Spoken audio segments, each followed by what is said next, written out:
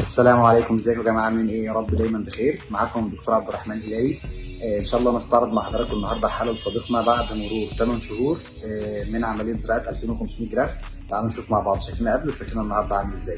ده زي ما احنا شايفين شكل صديقنا قبل العمليه.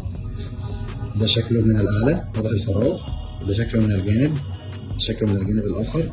النهارده الحمد لله بعد مرور 8 شهور زي ما احنا شايفين يا جماعه، ان شاء الله خط الشعر طبيعي تماما، اختلاف واضح. استاذ حضرتك تبص يمين خالص كده زي ما احنا شايفين، بص الناحيه الثانيه، بص لتحت كده يا محمود. زي ما احنا شايفين يا جماعه الكثافه المنطقه المزروعه ما شاء الله بقت متبريه تماما، ما عادش غير بس الجزء الخلفي اللي محتاج ان احنا نعمله المرحله الثانيه ان شاء الله.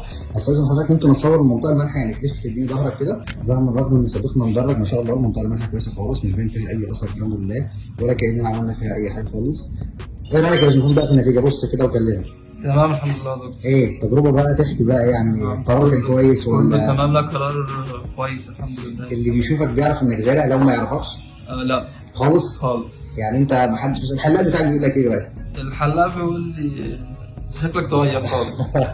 الحمد لله. يعني مش ناس خالص. دايما بنحب نسمع رأي الحلاقين. لا ربنا يبارك لك. الله يجزاك يا محمود يا رب. ماشي، شكرا يا عم احمد.